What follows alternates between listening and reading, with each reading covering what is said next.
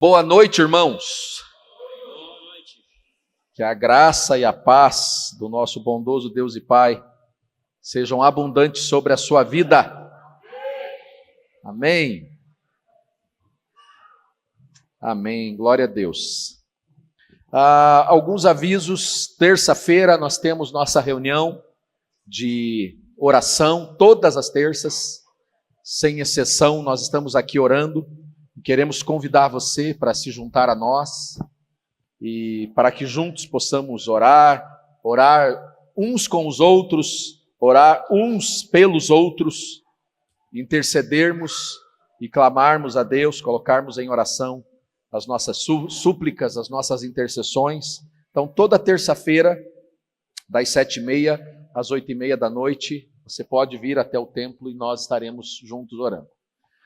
No próximo sábado, irmãos, nós teremos aqui um mutirão liderado aí pelos obreiros dessa casa, a equipe de diaconia com o diácono Haroldo, e vamos dar uma geral aqui no salão, fazer um mutirão de limpeza, colocar em ordem algumas coisas, como eu disse, nós temos as pessoas que fazem aqui a limpeza para manter em ordem, mas faz o que dá, e aí é um momento de nós darmos uma geralzona. Então você que pode, no sábado que vem, a partir das 8 horas da manhã, a equipe de obreiros já estará aqui, e você pode se juntar a nós e vir ou de manhã, de tarde, ou durante o dia todo, ou durante algum período do dia. Nós vamos passar aqui praticamente o dia todo fazendo esse mutirão de limpeza, tá? Então, se você tiver alguma dúvida, pode procurar o diácono Haroldo, o irmão Haroldo, e ele vai te passar todas as orientações, ou então pode procurar também os obreiros que estão ali na escala da diaconia hoje, e eles vão te passar as orientações. Amém, irmãos? Muito bem, vamos para a palavra. Não chegou aqui no meu... Paulo, meninas, abri aqui o aplicativo aqui do Rolirix, não chegou. Está lá, vamos ver se vai, Eu quero compartilhar uma palavra hoje, eu começo hoje, mas provavelmente eu não vou terminá-la hoje. Então, se possível, eu gostaria que você prestasse bastante atenção, gravasse, e domingo que vem não sou eu que estarei ministrando, eu volto a pregar aqui no dia 30, e no dia 30 eu vou concluir essa palavra. Deu um problema? Tudo bem, faz parte. Aí vocês vão me dando as dedadas lá e me ajudando. Sem problema. Então deixa eu desligar aqui porque domingo que vem é aniversário da minha neta, Então aí tem que dar atenção para a neta, gente? Então, mas eu queria que você... Esse é um dos assuntos, um dos temas mais importantes. Eu estava orando, ontem ainda eu estava pensando à tarde sobre isso, e enquanto eu estava em casa, tive reunião com pastores ontem de manhã, ontem à noite fui pregar em Pinhais, e fiquei à tarde em casa para dar uma descansada, e aí eu estava orando pela palavra. Esse é um dos assuntos, um dos temas mais importantes do cristianismo: perdão e reconciliação.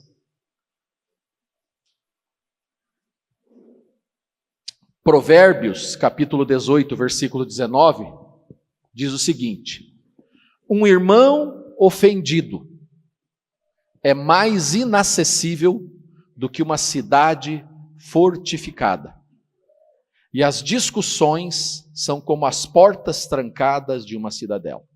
O que é que o sábio está dizendo aqui, está querendo nos ensinar? Que quando uma pessoa se ofende com a outra, se isso não for adequadamente tratado, o coração da pessoa ou das pessoas se fecha de tal forma que fica como as portas de uma cidadela, fica inacessível. Coração duro, irmão. Coração de pedra. Naquele contexto, quando o provérbio foi escrito, a porta da cidade eram portas enormes. E por uma questão de segurança, durante a noite, se fechavam as portas. E além de serem portas muito fortes, muito grossas, muito espessas, extensas, ainda tinham guardas nas portas para impedir que pessoas não adequadas, né, bandidos, gangues, assaltantes entrassem na cidade. E quem estava lá dentro ficava protegido. Mas a linguagem, a figura que o provérbio, que o sábio está usando é o seguinte, que quando você me ofende, eu posso me sentir tão ofendido que o meu coração se fecha.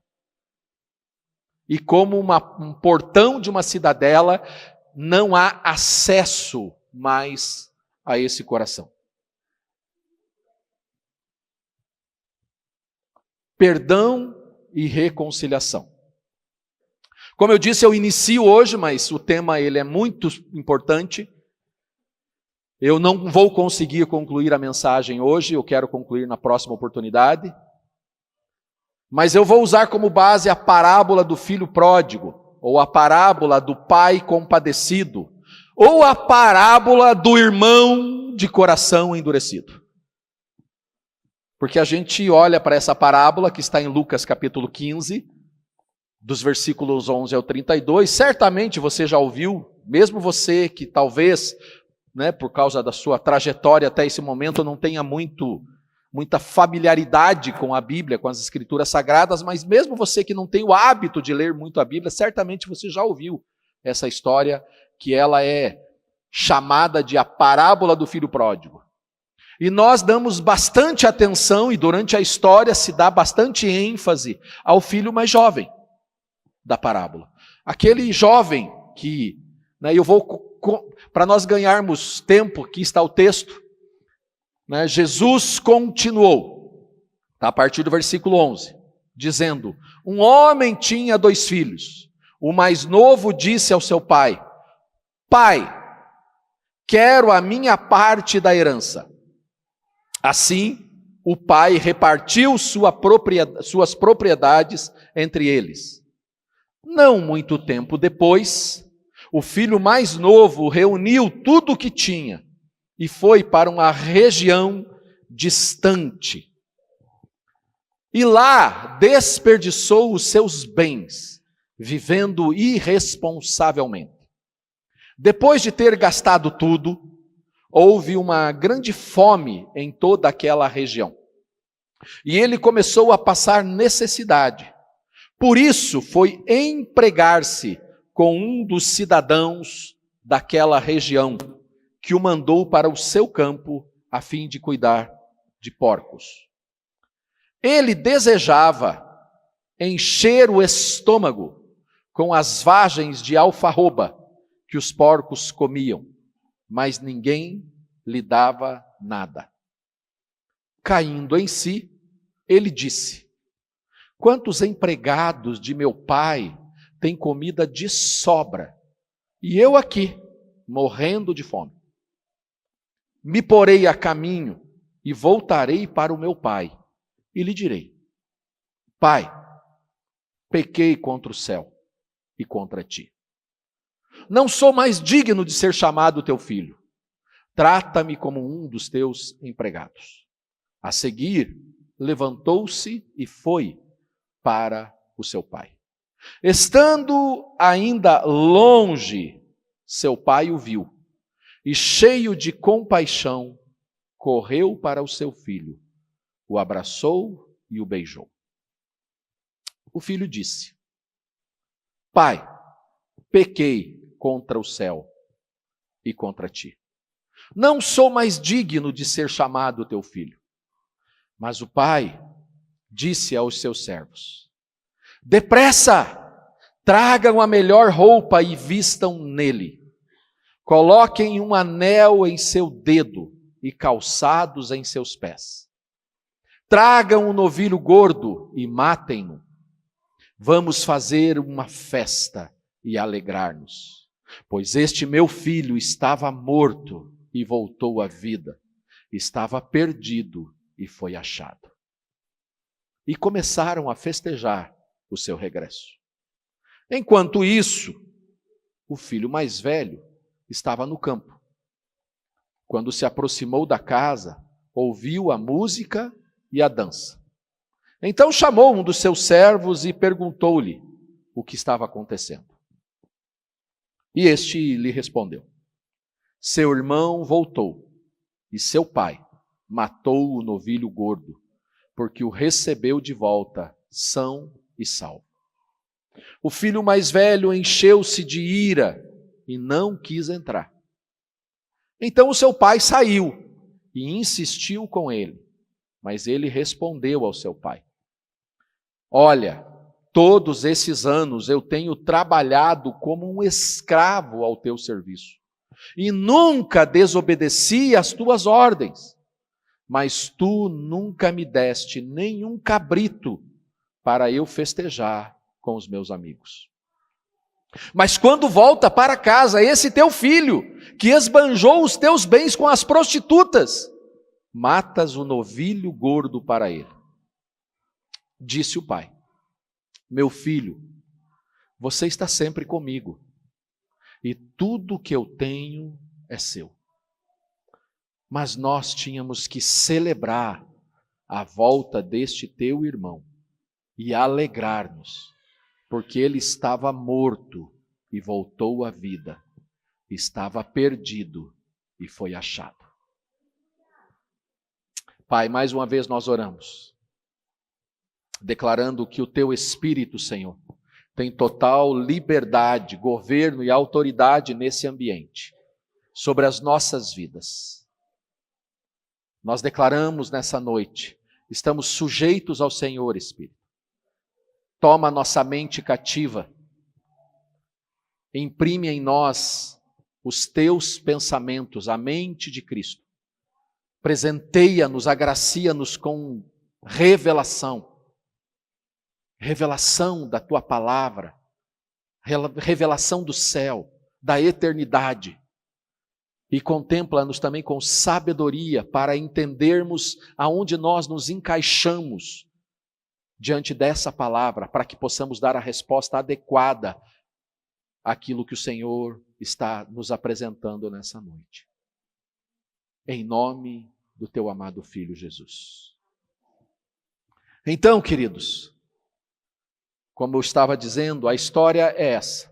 E nós nos prendemos mais, a história mais contada. A imagem anterior ela vai ser repetida daqui a pouquinho, mas tem uma imagem que está ali que é um quadro de um famoso pintor holandês chamado Rembrandt. E o nome do quadro é O Filho Pródigo. Essa é uma das histórias mais contadas, mais repetidas, mais pintadas entre alguns artistas. Mas nós enfatizamos bastante a história do mais moço, porque é aquele que saiu e viveu, como diz o texto, dissolutamente, de maneira inadequada. Porém, tem mais duas pessoas nessa parábola: o pai e o irmão mais velho. E é sobre isso que nós vamos discorrer. Às vezes, quando você vai tratar com alguém sobre a dinâmica das relações, a pergunta é, eu já ouvi isso muitas vezes em gabinete, em aconselhamento: por que eu devo perdoar? Você vai aconselhar, atender um casal que está ali em pé de briga, pé de guerra. E aí um dos dois diz assim: mas foi ele, mas foi ela, por que eu devo perdoar? E isso vale para outras relações, entre pais e filhos, entre amigos. E uma coisa que eu vou contar só para vocês: entre irmãos da igreja acontece direto. O que tem de gente fora da comunhão hoje? Porque um dia desapontou-se, teve uma treta, um atrito com alguém. Não é brincadeira. Agora deixa eu te contar outra coisa, só para você. Vou falar só para você não conta para ninguém. Eu mesmo, várias vezes falei: quer saber de uma coisa? Não quero mais saber esse negócio de igreja. Crente é muito complicado.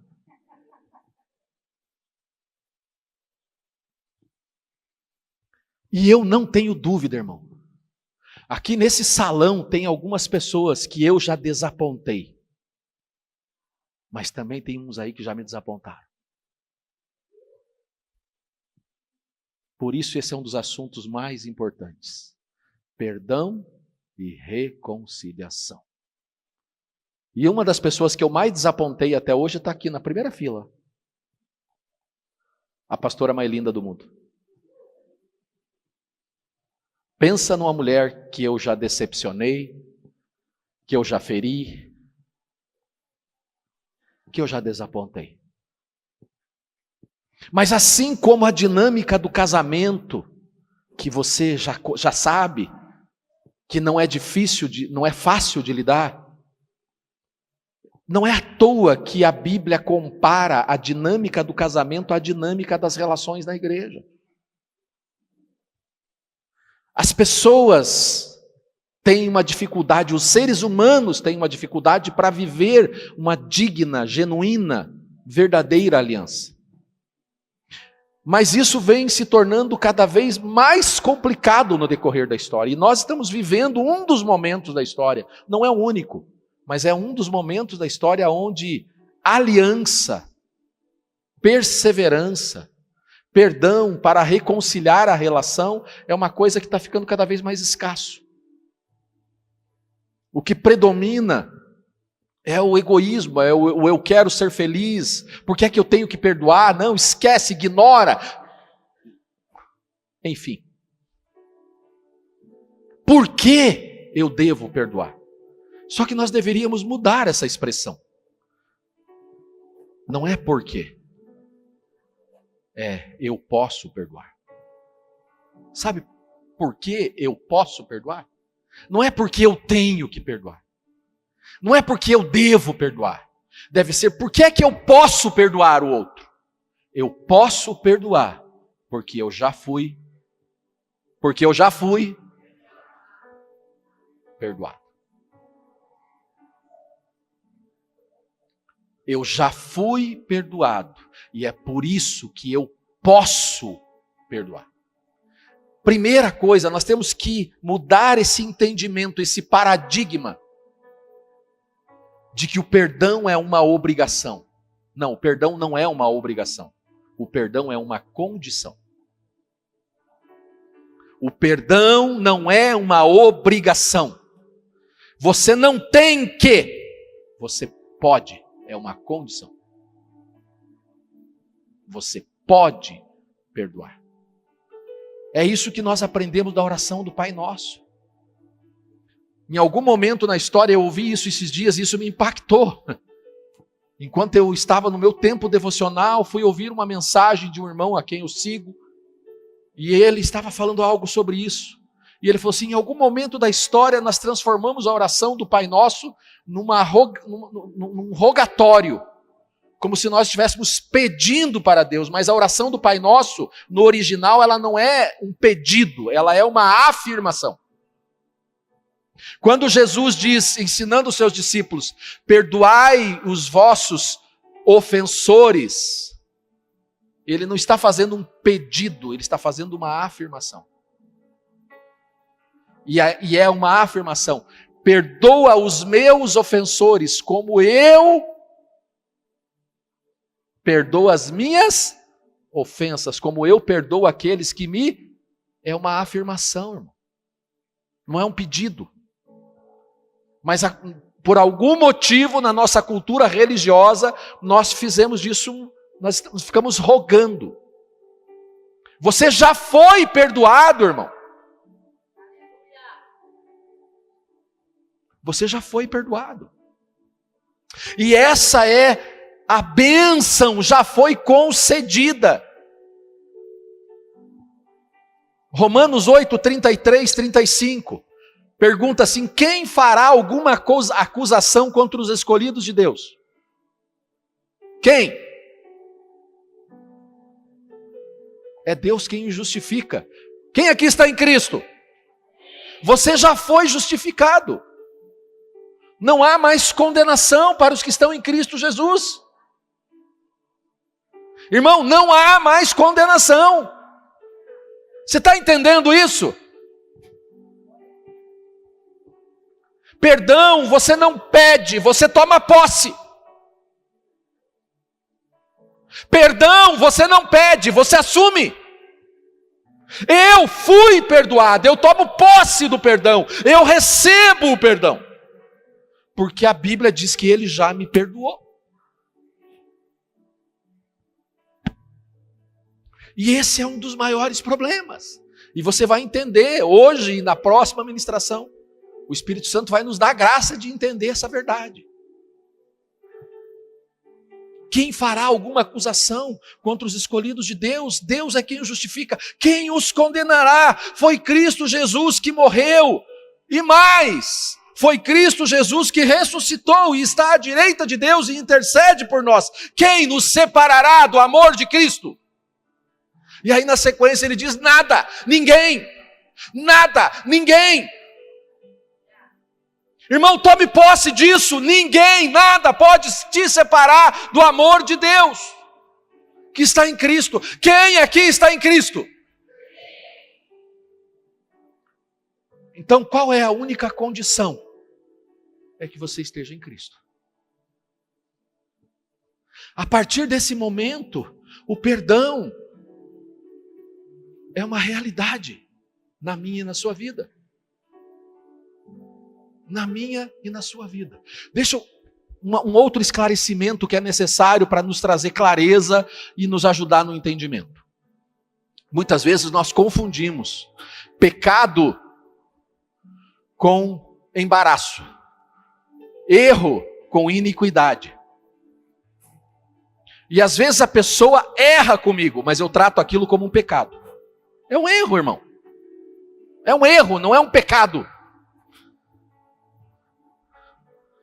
Às vezes nós falhamos na nossa dinâmica de vida e nós nos embaraçamos. E aquilo vai nos atrapalhando na caminhada. Mas não é uma iniquidade. Não é uma iniquidade. O que condena o homem é o pecado e a iniquidade. Erro e embaraço não condena ninguém. Apesar de muitas vezes sermos condenados por outros irmãos, por conta dos erros que cometemos. Como se ninguém errasse. O irmão erra comigo, não quero mais conversa, não quero mais papo. Cortei da minha lista de relação. Como diria aquele famoso profeta, risque o meu nome da tua agenda.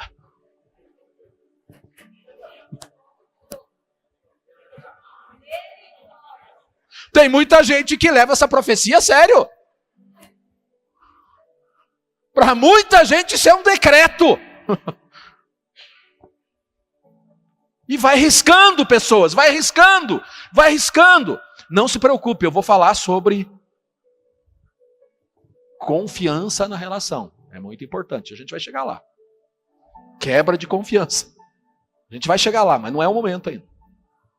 Então, por isso que eu falei, não vou conseguir falar tudo hoje. Calma. Ah, mas e como é que eu... Calma, a gente vai chegar lá, irmão. Efésios 1:3 diz assim: bendito seja o Deus e Pai do nosso Senhor Jesus Cristo, que nos abençoou com todas as bênçãos espirituais nas regiões celestiais em Cristo Jesus. Querido, isso aqui também não é um pedido, isso aqui não é uma dúvida, isso aqui é uma realidade. Se você está em Cristo, você já foi abençoado. Você já está abençoado. Para de correr atrás da bênção, é a bênção que vem até você e ela já veio, e ela tem um nome, Jesus Cristo. Para de correr atrás do cordeiro. Onde é que está o cordeiro para o sacrifício? Cadê o cordeiro? Onde é que está o cordeiro? Ah, o profeta lá disse que está lá, eu vou lá atrás do cordeiro. Não, irmão, Deus proveu um cordeiro, como nós acabamos de ler. O cordeiro está no caminho da obediência. Você não precisa ser manipulado por profetas, por gente que começa a falar de línguas estranhas. Não, irmão. A bênção que você procura está em Deus, está em Cristo.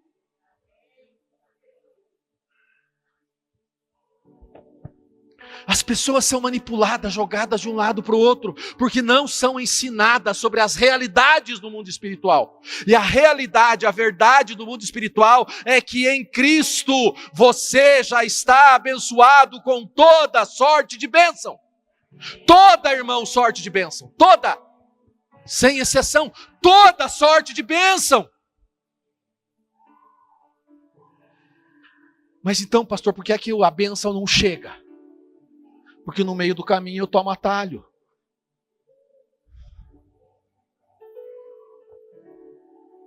fazendo uma ligação com o texto que eu li aqui na hora da oferta.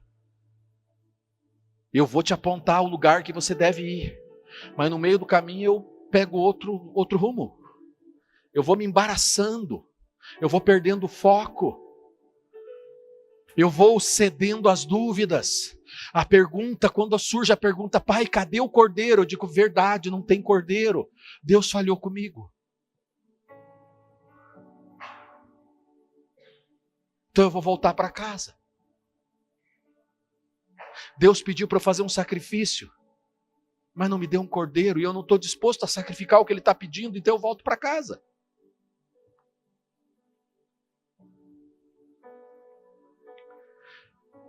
Eu vou dizer algo que parece uma heresia, mas não é, irmão. Parece uma heresia porque a gente foi impregnado por uma mentalidade religiosa muito equivocada.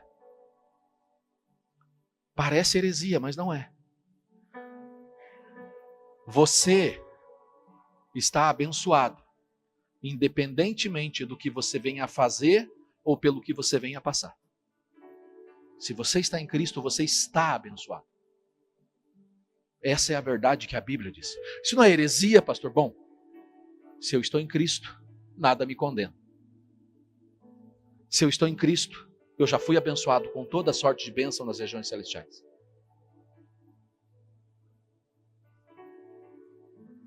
Pedro vai dizer algo sobre isso. Ele vai dizer que graciosamente no amado, o Senhor nos abençoou com todo tipo de bênção. Para a vida e para a piedade. Toda sorte de bênção. Todo tipo de bênção. Então em Cristo eu já estou abençoado. O que é que eu preciso fazer? Estar em Cristo. Me manter em Cristo. Buscar a Cristo. Querer ser mais parecido com Cristo. Esse é o grande esforço que eu tenho que fazer todos os dias. E que até nisso Ele me ajuda. Porque como Ele sabe que eu não tenho a força suficiente, eu digo, Deus, eu queria, mas eu não consigo. Ele diz, então eu te fortaleço. Até isso Ele cede, até isso Ele dá. Até essa bênção Ele nos agracia, com a força para perseverarmos nele.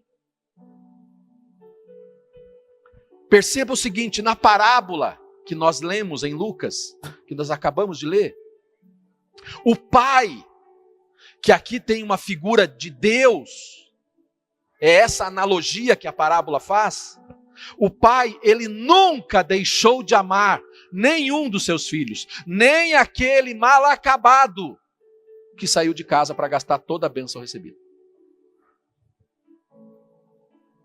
O pai nunca deixou de amar. Mas às vezes eu penso que porque eu errei, Deus deixa de me amar. Irmão, Deus não deixou de te amar. Pastor, mas eu cresci na igreja e me desviei. Deus nunca deixou de te amar. Pastor, mas eu estava vivendo de uma maneira inadequada. O pai, enquanto o filho estava lá vivendo dissolutamente, tinha um pai amando o filho e aguardando o seu retorno. Então, se você se identifica com o filho mais novo, volta para casa, irmão. Agora deixa eu dizer algo para a igreja. Ele não deixou de ser irmão porque ele saiu de casa. Deixe de ser essa igreja que quando alguém deixa de congregar, você vira a cara para o irmão.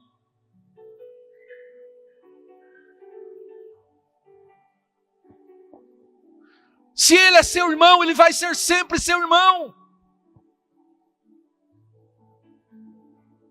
Mas a religião ensina que se ele não congrega na mesma igreja que você, ele não é digno da sua companhia, da sua amizade, do seu respeito.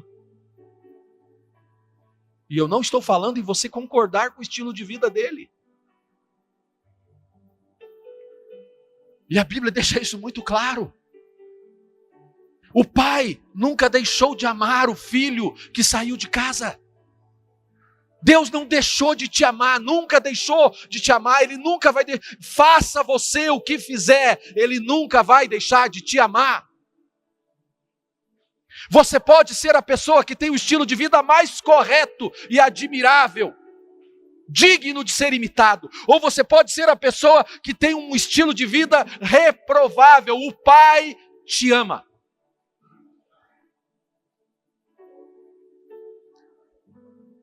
Só que nós confundimos amor com liberação para fazer o que quer. Esse é o problema. O pai nunca deixou de amar, mas a Bíblia não diz em momento algum que o pai concordou. A Bíblia não diz em momento algum, e a parábola é muito clara, não diz que o pai estava feliz com a situação do filho que saiu de casa.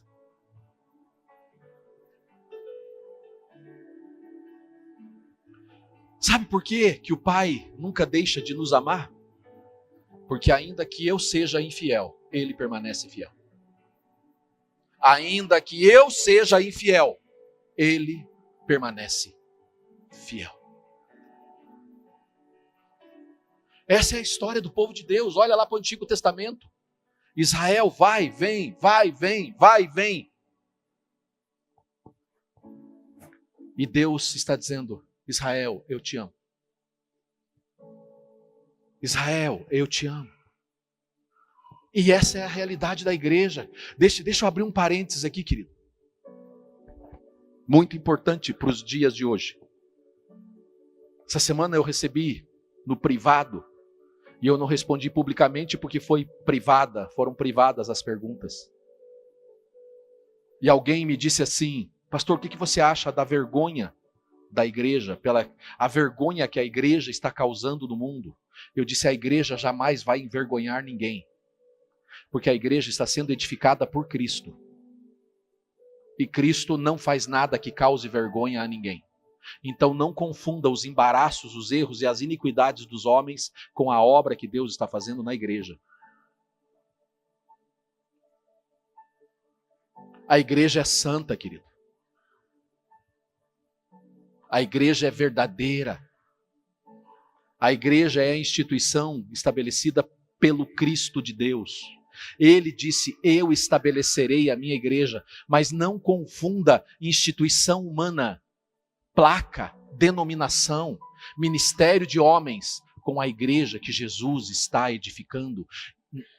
Pode a nossa instituição, e eu vou falar da nossa para não falar mal de ninguém, para não sofrer nem o risco de levar nenhum processo também, né? Que agora é moda processar todo mundo, né? E eu não tenho dinheiro para pagar processo, né, irmão? Mal tenho para pagar meus boletos. Querido, entenda o seguinte: o CNPJ, Comunidade Cristã Nova Vida, pode fazer parte da igreja, mas não é a igreja. Entenda isso. E não transfira para a igreja erros que posso cometer como líder de uma instituição humana. E eu vou errar, irmão. Eu vou errar. Você que ainda não se decepcionou comigo, te prepara. Você pode ser o próximo.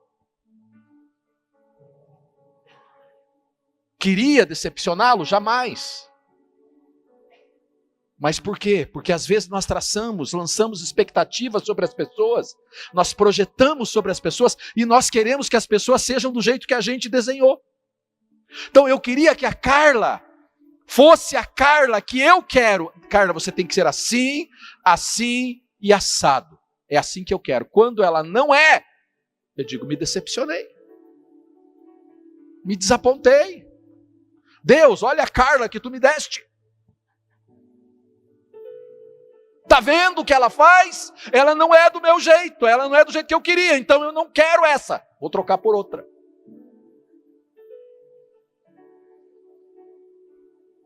E a gente faz isso na maioria das nossas relações, até com Deus a gente faz isso. A gente projeta um tipo de Deus, eu já ouvi isso várias vezes. Não, o meu Deus não é desse jeito. Provavelmente o seu Deus, nós estamos aqui em quase 200 pessoas, talvez a gente tenha 200 tipos de Deus aqui. Se a gente fosse fazer aquela brincadeirinha, desenha aí o seu Deus, ia sair bem diferente do seu, ia sair diferente do meu, que ia sair diferente do irmão que está do teu lado. Porque a gente projeta um tipo de Deus. E aí, quando esse Deus não é do meu jeito, eu troco de Deus. Eu vou trocando de Deus, até achar um que me agrade. Você sabia que a Bíblia diz que esse é o mal dos últimos dias? Porque as pessoas vão procurar deuses para si, que correspondam às suas expectativas. Na parábola, o pai nunca deixou de amar, porque ainda que eu seja infiel, Deus permanece fiel. Então o problema, grave isso, irmão, o problema do filho mais novo, do pecador, do dissoluto, do prostituto, do mentiroso, o problema dele não foi com o pai. O problema dele se chamava irmão mais velho.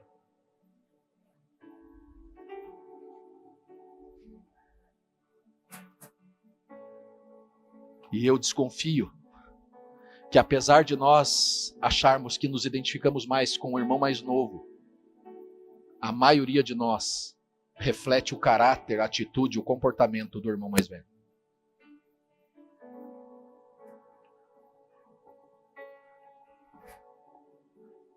Porque nós não tratamos as pessoas com amor, com misericórdia, com compaixão. Nós tratamos ela baseados na nossa justiça própria. E queremos exigir das pessoas coisas que nem o Pai está cobrando. Por quê? Porque eu quero que você seja do meu jeito. Eu quero que você vai andar comigo, quer ser minha ovelha, Erundi? Tem que corresponder às minhas expectativas. Senão, não serve para ser meu discípulo. E tem gente, tem líder que diz isso. Não serve para ser meu discípulo. Mas fazem isso com os pastores. Você, Márcio, não serve para ser meu pastor. Por quê? Porque você não corresponde às minhas expectativas. E assim a gente vai trocando, vai trocando, vai trocando, vai trocando. Me diga uma coisa aqui, irmão, qual é a relação que você tem com alguém que dura mais de 5 anos aí?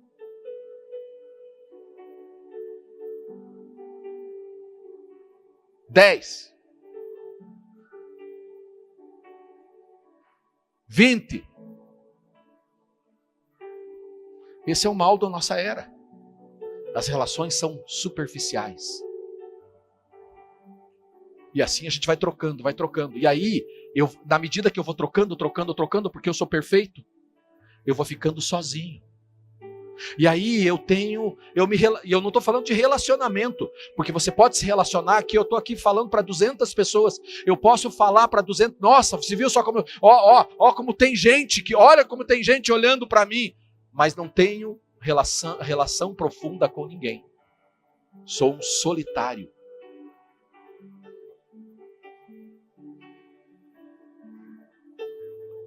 A maior dor, a maior dificuldade é quando nós sofremos uma decepção nas nossas relações. Queridos, situações e circunstâncias nos chateiam. Vou usar um exemplo, bem prático, bem pragmático, bem real. Quem aqui fica muito chateado, como eu fico, quando hoje é dia 16, amanhã vence o boleto do dia 17, eu não tenho dinheiro. Quem é que fica chateado com a situação assim? Quem é que se entristece com a situação assim? Vou um pouquinho mais além. Você programou de fazer algo, né? Organizou, mas não deu, não aconteceu. Né? Vou usar só como exemplo Kelly e Éder. Né? Vou usar só como exemplo, tá? Eu fui na festa da Valentina esses dias, estava linda a festa. Mas aí a gente programa, vai lá, organiza toda a festa, e aí você tem uma expectativa, e aí não acontece. Você se chateia ou não se chateia? Mas isso é motivo para ficar em depressão? Agora, quando uma pessoa da sua relação te decepciona, aí a dor é.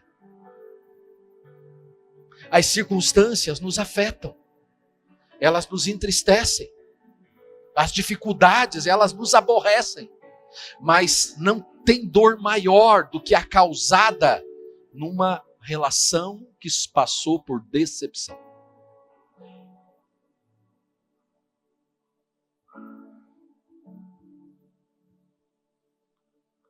Está evidente na parábola. Está mais claro do que água na parábola. O tamanho da decepção que o irmão mais velho teve com o irmão mais novo. Esse teu filho, esse cara,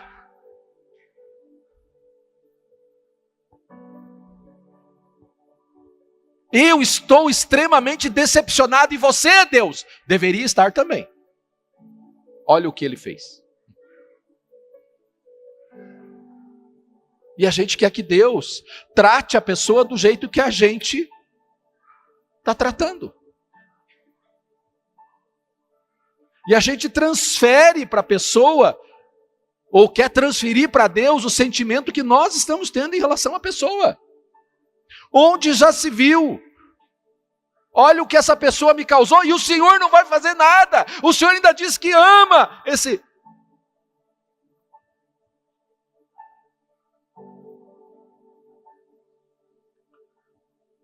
Isso aqui não é indireta para ninguém, é direta para todo mundo. Eu estou aqui no culto, e aí o irmão está lá, né, num momento de louvor tão precioso como esse que nós tivemos, e aí o irmão, você percebe, ele está chorando, ele está tocado, ele está ministrado, ou ele está ali entregue. Aí do lado você olha e diz assim, que hipócrita. Deus está vendo a sua falsidade. Deus sabe que você é um falso. Não, querido, Deus está tocando aquele irmão e aquele irmão está se sentindo amado, perdoado, restaurado. Mas o seu coraçãozinho peludo é que não está sentindo a presença de Deus e o amor do Pai.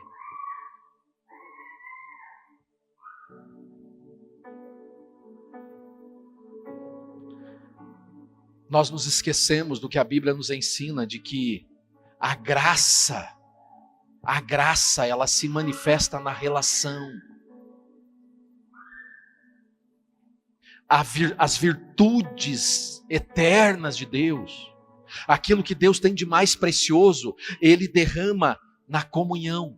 Quando você busca Deus pessoal, ou quando nós o buscamos coletivamente, Deus derrama graça. Deus compartilha de quem Ele é. Deus ministra das suas virtudes, da sua bondade, do seu amor, da sua misericórdia. Mas é na relação, não é no isolamento, não é no egoísmo, é na relação. Essa graça é concedida a nós na relação. E o que é que eu e você precisamos fazer? Nós precisamos garantir, na medida em que nós nos relacionamos e recebemos essa graça, nós temos que trabalhar para que o meu erro, o seu erro comigo, o meu erro com você, não comprometa que essa graça continue fluindo.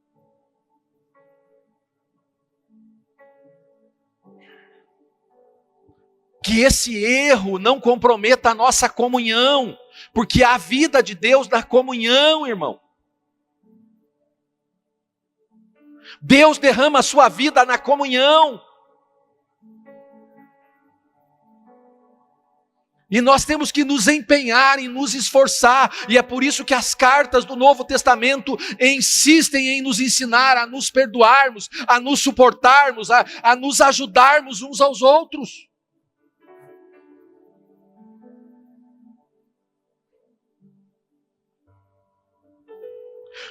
É claro que os nossos erros, eles podem, e muitas vezes eles geram constrangimento. Você erra comigo e gera um constrangimento. Eu erro com você e gera um constrangimento na nossa relação. E aquilo não ficou muito legal, não ficou muito bom, né? Gerou aquele clima, isso é natural. Mas eu preciso trabalhar isso para que a nossa comunhão não seja interrompida. Constrangimento é legítimo. Desconforto é legítimo.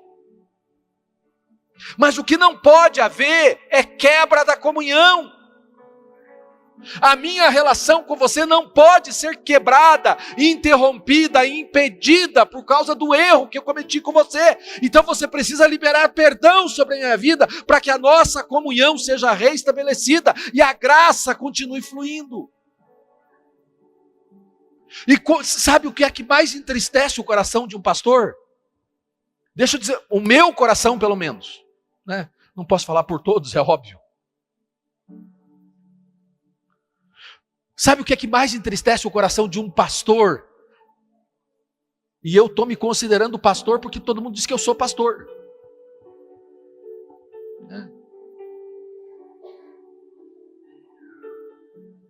É quando você percebe, irmãos, que por causa de erros que um cometeu com o outro, interromperam o fluxo daquela graça que era tão preciosa. Pessoas que quando se encontravam, se uniam, estavam juntos, era perceptível a presença de Deus na vida deles. Mas agora,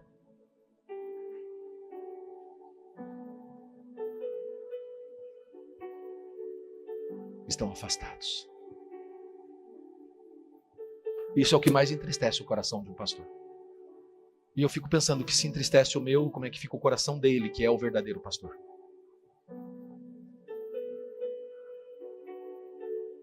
Nossos erros podem gerar constrangimento, mas não podem gerar comprometimento. Não podem comprometer a comunhão que nós temos. Não pode haver erro que comprometa a nossa relação. Constrangeu? Vamos sentar, vamos conversar, vamos ajustar. E eu vou usar de novo a analogia do casamento. Queridos, eu tenho 34 anos de casamento. Eu me tornei um especialista em desapontar a minha esposa.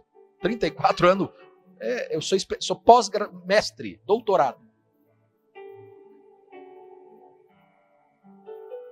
Mas o que é que a gente faz quando a gente briga, quando a gente discorda, quando eu, por algum erro meu, ou ela, com algum erro dela, aí fica aquele clima, né? Não fala direito com o outro, bom dia. Porque pelo menos a educação não se perde, né? Vai tomar café em casa? É óbvio. A vontade dela era dizer assim, vai tomar café em outro lugar. Não quero ver tua cara. Vou tomar café em casa. Você não ia sair? Eu estou imaginando, é que eu estou vivendo aqui a cena, sabe? Eu estou pensando, estou lembrando e vendo a cena. Aí passa aquele dia, né? Você sai pra rua chateado. Putz, pisei na bola. Aí você volta para casa, às vezes para almoçar, às vezes arruma um lugar para almoçar, liga para um amigo. Eu faço assim, amigo, vamos almoçar hoje?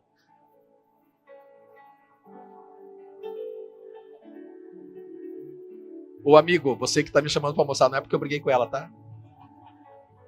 Fica da boa, tá?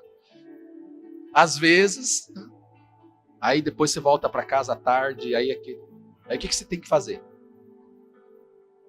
Vamos conversar? Vamos conversar? E agora que eu sei que tem menores no ambiente, depois que você conversa, o que acontece, irmão?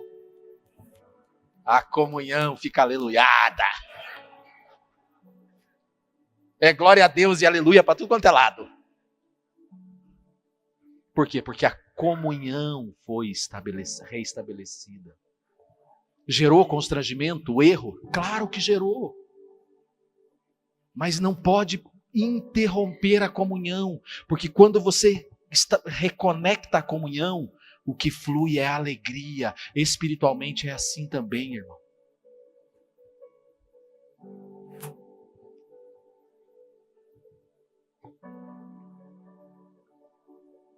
Deixa eu falar de duas coisas aqui, a gente já está caminhando para o final. Lealdade e fidelidade, já está no telão. Dois conceitos que precisam ficar claros para nós. Eu vou falar bastante disso, bastante a respeito disso, no decorrer da ministração. Vou usar esses termos, lealdade e fidelidade. Então, para que você tenha mais entendimento, para nos ajudar no entendimento, só conceituar aqui, lealdade, virtude que se desenvolve conscientemente e que implica em cumprir com um compromisso, ainda que seja perante circunstâncias constantemente em mudança ou adversas. Lealdade é uma virtude consciente que implica que eu vou cumprir com o compromisso que eu assumi com você. Independentemente, preste atenção, independentemente da circunstância. Tá, eu assumi um compromisso com você, Emerson. Mas a circunstância mudou. A situação agora é outra. Mas eu empenhei a minha palavra. Então, eu preciso ser leal. O Emerson mudou a postura dele. Mas eu empenhei a minha palavra. Então, por mais que a circunstância seja adversa, eu preciso ser leal. Isso é caráter de cristão, querido.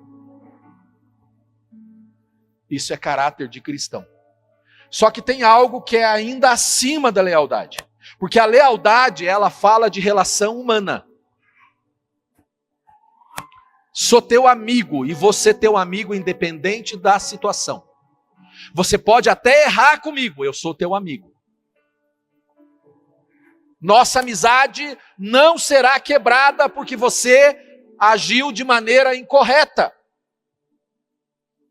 A situação é adversa. Houve uma mudança, mas eu empenhei a minha palavra com você e eu sou leal.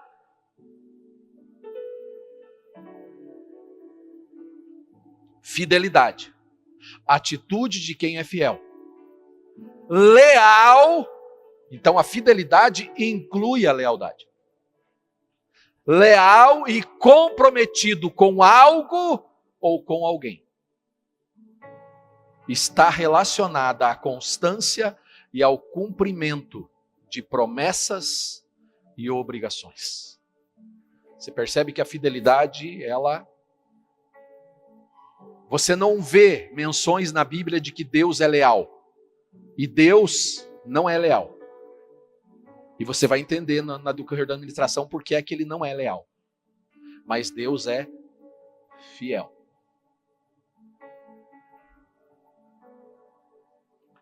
Aí eu faço uma pergunta a você. Como tratamos o erro um do outro? Quando alguém erra comigo, quando alguém erra contigo, nós compartilhamos graça ou nós imputamos culpa? Quando alguém erra com você, você compartilha graça ou você imputa sobre essa pessoa culpa, condenação?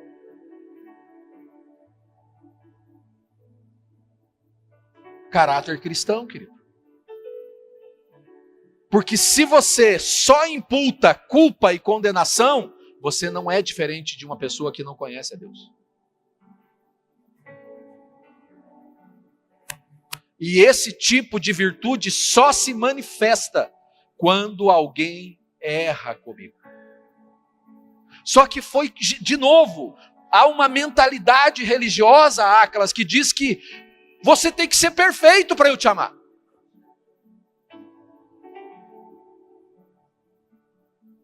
E se você errar comigo, você vem, assume compromisso, eu deduzo aqui, e às vezes não é nem assumido, é só deduzido. E aí você não se enquadra no meu padrão. E aí eu batia nas suas costas, meu amigão. Mas ele errou. E o que eu faço? Culpado. Eu não compartilho graça. Eu não chamo ele e digo, meu irmão, cara, nossa relação está constrangedora. Olha o que você fez, cara. Oh, olha o que aconteceu, cara, mas ó, eu amo você, cara, vamos consertar isso, vamos, né? E se fui eu que errei com ele, eu não chego para dizer, cara, desculpa aí, foi mal. Não. Eu vou imputando culpa. Se foi ele que errou comigo, o que eu faço? Eu simplesmente condeno. Qual é a condenação? Eu tiro da minha relação. Irmão, o contrário de amor não é ódio. É indiferença. Deus amou que deu. Ele se importou e por isso ele sacrificou, ofereceu o seu filho. Ele não ficou indiferente. O contrário de amor não é ódio, é indiferença. Só que a gente acha que porque não odeia, a gente está amando. Como é que você tem tratado as suas relações em relação às pessoas que erram com você? Você compartilha graça ou você impõe culpa e condenação? E aqui entra uma coisa bem importante sobre lealdade e fidelidade. O fato de eu compartilhar graça não significa que eu tenho que ser leal ao seu erro. A minha lealdade com você não implica em eu concordar com o erro. Eu não preciso ser leal ao erro do outro. Por exemplo, vamos citar aqui o exemplo de um casal que foi leal. Eles foram leais um ao outro, mas um estava errado e o outro foi leal ao erro. Ananias e Safira. O marido erra. Você lembra da história? Lá em Atos, o marido erra, ele comete um erro. Qual foi o erro dele? Mentir para os apóstolos. Ou melhor, mentir para o Espírito Santo. Porque é isso que o texto diz, ele não mentiu para Pedro. Ele mentiu para o Espírito Santo. E aí, o que a Safira faz quando chega? Ela é leal ao erro do marido. Então, lealdade à pessoa não implica em ser leal ao erro que ela comete. Não é. Eu chego em você, Aclas, e digo assim: Aclas, você errou, está errado. Mas o seu erro, Aclas, não vai comprometer a nossa relação. Eu continuo sendo seu amigo. Agora vamos consertar isso? Mas não é porque eu estou certo, não é porque eu sou melhor, é porque eu te amo, eu quero o seu bem, e a sua relação, a sua amizade é importante para mim, e eu não quero perder você, cara. Não é porque eu sou bom, não é porque eu sou perfeito, não é porque eu sou bonzão, porque eu sou espiritual, porque eu sou melhor, porque eu não erro, porque eu sou au espiritual. Porque às vezes as pessoas elas tratam dessa maneira. Elas vão tratar o erro da pessoa dizendo: errou, irmão. Ô, irmão, de novo, né? Tadinha da Kelly. A lealdade à pessoa não implica em ser leal ao erro dela. Não seja leal ao erro. Seja leal à amizade, ao relacionamento.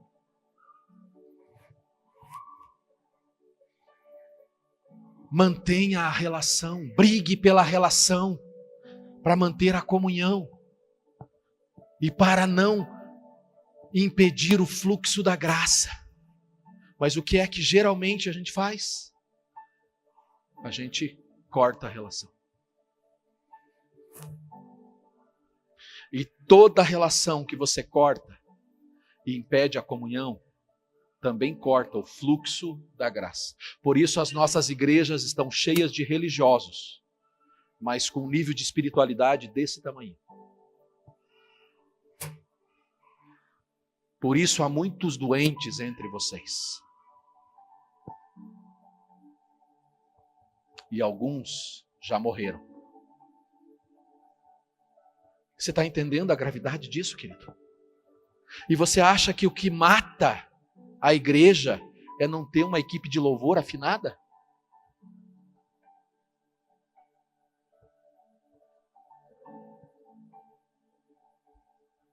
Não é isso, querido. Apesar disso ser muito importante. É a comunhão.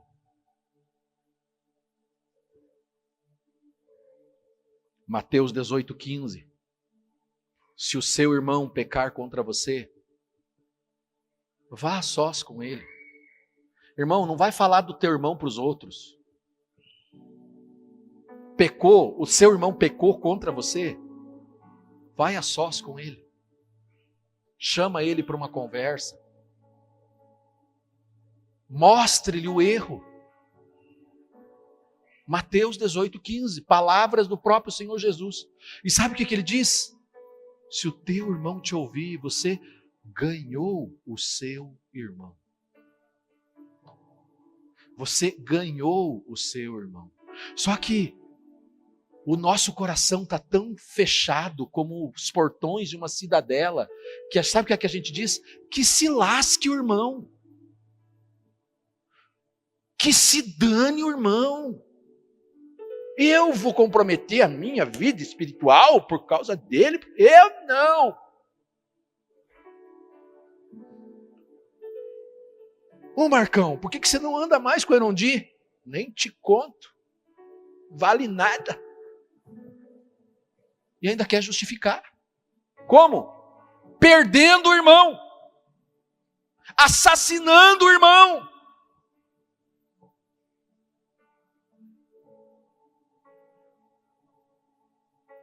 O irmão, você separou, né? Divorciou, não valia nada aquele traste. Pensa numa mulher rixosa. Foi um livramento.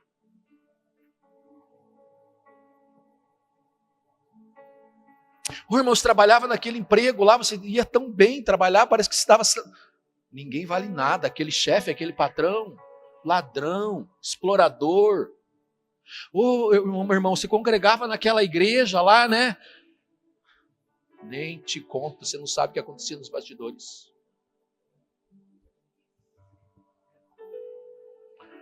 Ao invés de ganhar, a gente vai assassinando pessoas, matando relações, e aí a gente quer que o Espírito flua.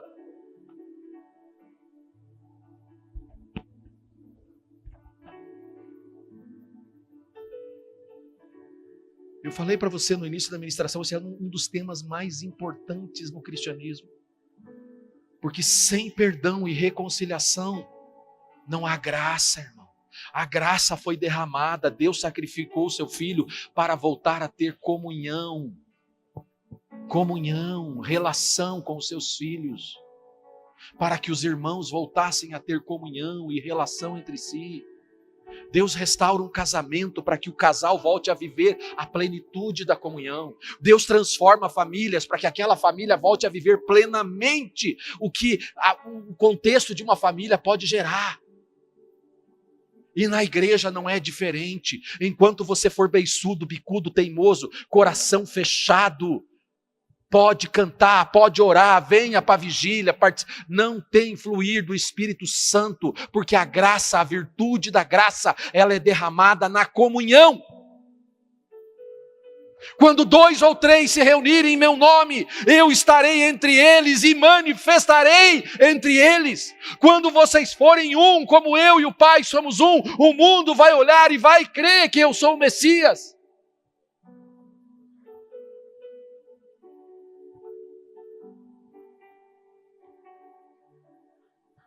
Tá, mas e se o irmão não ouvir? Jesus responde. Vá até o teu irmão. Fala com ele. Diz, irmão, isso aqui está errado. Sua atitude, sua postura está errada. Mas, irmão, eu vim falar com você, não é para te acusar, não é para imputar culpa sobre você, não é para te condenar, é porque eu te amo e eu não quero te perder, eu não quero perder a nossa relação. Mas aí diz o versículo 16, e se ele não ouvir? Leve consigo mais 2 ou 3, de modo que qualquer acusação seja confirmada pelo depoimento de 2 ou 3 testemunhas. Eu vou lá conversar com o Acas, e aí o Acas diz, não, quero saber. O que eu faço? Eu digo, Emerson, Edson, vamos comigo. Tá difícil, cara, eu e o Acas ali, o Acas está errado e, cara, eu estou preocupado com ele, eu quero trazer, vamos lá, vamos junto comigo, porque eu não consegui. Ele fechou o coração dele, mas eu não quero. Aí, é assim que Jesus ensina. Tá, e aí fomos lá, eu, o Edson e o Emerson, conversar com o Acas. E ele recusa a ouvir. Agora ele só não quer me ouvir, ele não quer nem saber o que o Edson diz, não quer nem saber o que o Emerson vai falar, não quero saber. Se ele recusar a ouvi-los, conte à igreja. Mas aí contar à igreja, querido, não é chegar aqui no púlpito e falar, gente, a partir de hoje, o Aclas é persona non grata no nosso meio. O Aclas é um amor, gente, tá? Eu até usei ele como exemplo, porque ele não é só fofinho, ele é muito fofo.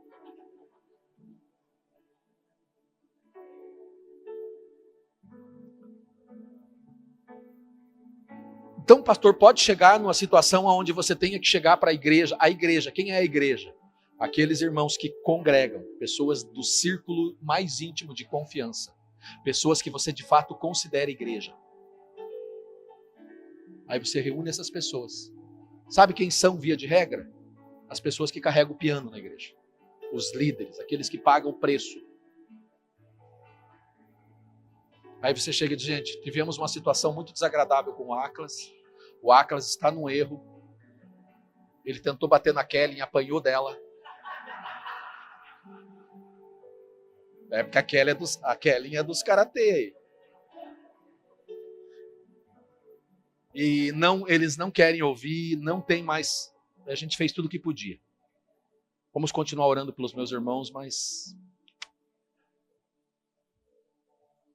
só para vocês saberem. Então o Aclas não. Kelly vai sair da dança. O Aclas não vai mais participar das. Ah, mas daí ele não vem mais para a igreja? Não, ele vai sentar na igreja como qualquer pessoa pode sentar. Essa é a dinâmica bíblica, querido. Mas o que é que o nosso senso de justiça diz? Eu não fiquei sabendo, onde já se viu uma coisa dessa? Como assim? Dei o meu dízimo no mês passado e ninguém me contou nada.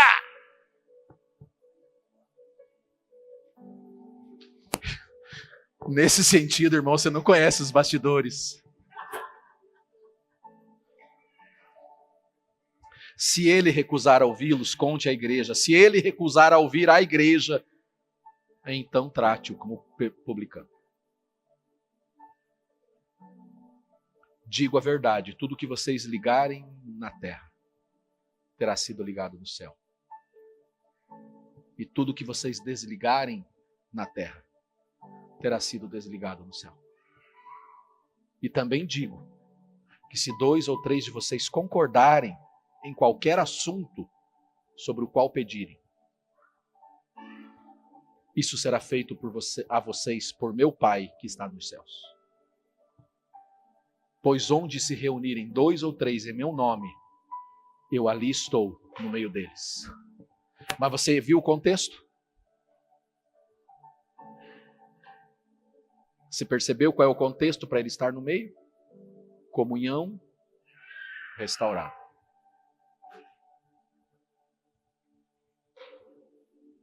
Só que muitas vezes nós, como filho mais velho, nós fazemos juízo de mérito. E diz, não, eu mereço muito mais do que isso. E aí, porque você não me entrega o que eu pedi, eu me sinto prejudicado. Como eu disse, eu merecia uma Carla melhor. Como a Carla não é melhor, do jeito que eu queria, eu tinha uma expectativa em relação à Carla. Então ela tem que ser a Carla que eu quero que ela seja. Mas como ela não é, aí o que é que eu digo? Carla, você me prejudicou. Carla, eu casei com você e eu sofri um pré-juízo. O que é isso? Eu antecipei algo. Eu estou condenando a Carla antes da hora. Pré-juízo. Pré-judicar. Você sabe o que é judicar? Tem algum advogado aqui hoje? Eu sei que a Gabi é advogada, não está aqui. Mas tem algum advogado além da Gabi? O que é judicar alguém? Levar a causa dela em juízo. Eu fui pré-judicado por você, cara. Eu sofri um pré-juízo. Então você está condenado. Não quero mais. Porque eu merecia uma Carla melhor. Você é a causa Carla, das minhas frustrações e limitações. Eu seria um homem tão feliz se você fosse do jeito que eu queria que você fosse. Eu seria um homem tão espiritual se você fosse a mulher que eu queria que você fosse. Eu estaria tão mais feliz se você fosse a mulher que eu queria que você fosse. Do meu jeitinho. Deus, eu seria muito mais feliz se você fosse o Deus que eu queria que você fosse. Ô Deus, por que é que você estava lá no jardim do Éden? E a Eva pegou na fruta e o Senhor não falou: "Oh, ei! Tira a mão!" Se o Senhor tivesse impedido, nós seríamos tão mais felizes hoje. O Senhor não foi o Deus que eu queria que você fosse. Você está entendendo, irmão?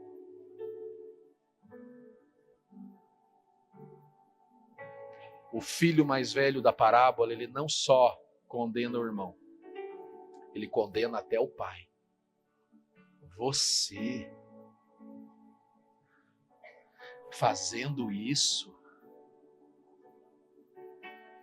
pai, você que diz que é Deus bom, você que diz que é um Deus justo, me fazendo passar por isso? Por que é que você não foi o Deus que apareceu lá na hora e falou assim: "Ei, Satanás, eu te repreendo. Eva, não escuta essa tagarela."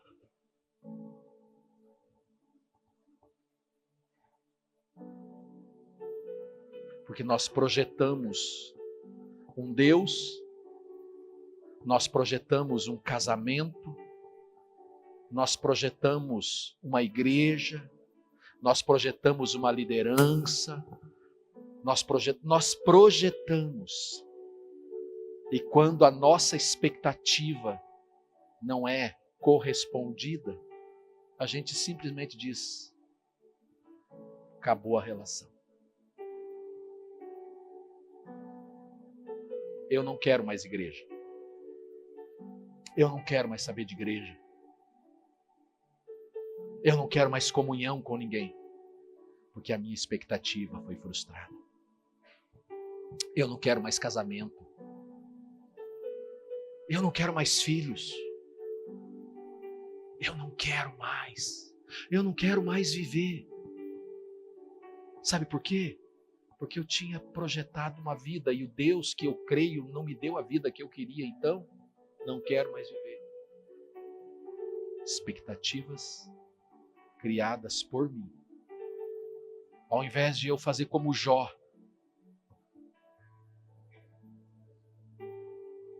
Você sabe que Jó não conhecia Deus de verdade, né? Um homem que não pecava, um homem que todo mundo olhava para ele e dizia um homem fiel, um homem justo, um homem íntegro. E ele não conhecia a Deus.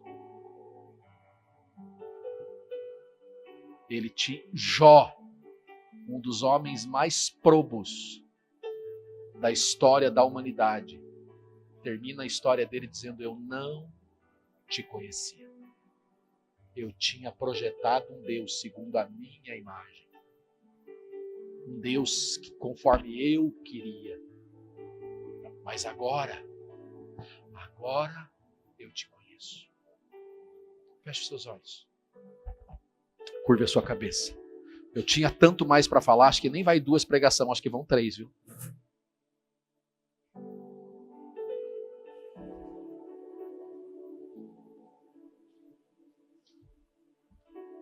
Curve a sua cabeça, feche os seus olhos. Eu gosto de dizer isso porque eu acredito nisso que eu digo sempre aqui. O mais importante não foi o que eu falei, foi o que você ouviu. Eu falei muita coisa aqui, mas o mais importante não é tudo o que eu falei, é o que você ouviu enquanto eu falava. O que é que você ouviu enquanto eu falava? Porque certamente o que você ouviu, você está num ambiente aonde o Espírito Santo tem liberdade para falar. Então, eu posso afirmar que o que você ouviu enquanto eu falava, foi Ele que soprou aos seus ouvidos espirituais. E é a isso que você precisa dar resposta.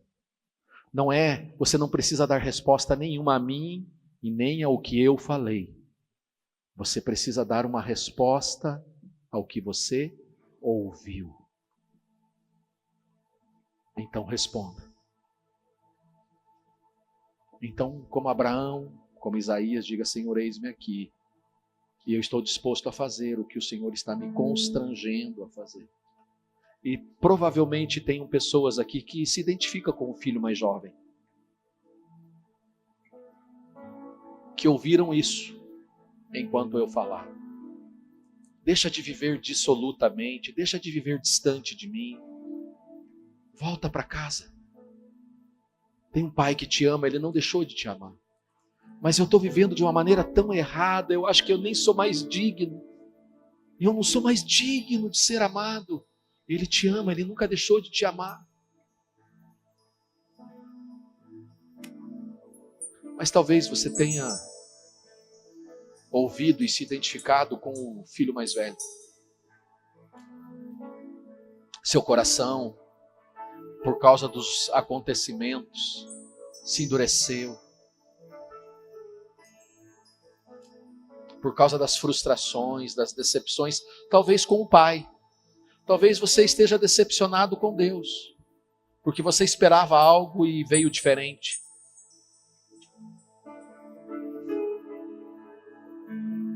Não foi do jeito que você orou, do jeito que você pensou, imaginou. Você acreditou lá no versículo que diz que Ele pode nos dar muito mais do que pedimos ou pensamos, mas veio diferente. Ou não veio ainda, está demorando demais. Então talvez a sua resposta hoje seja ao Pai. Você precisa restaurar a sua comunhão com o Pai. Você não é um pecador dissoluto, você não está afastado de casa, você está dentro de casa, mas está chateado com o Pai. Ou talvez a sua chateação seja com o seu irmão. Por algum acontecimento, por alguma situação, tem algum irmão que você precisa restaurar a relação. Se o irmão estiver aqui, eu ouso desafiá-lo. Eu ouso dizer a você: vá até ele, vá até ela.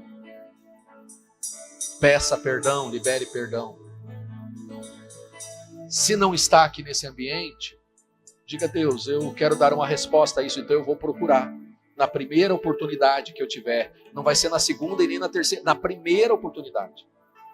Eu vou sair daqui, eu vou atrás dessa pessoa, e eu vou parar de justificar, eu vou parar de dar explicação, eu vou assumir, eu vou admitir.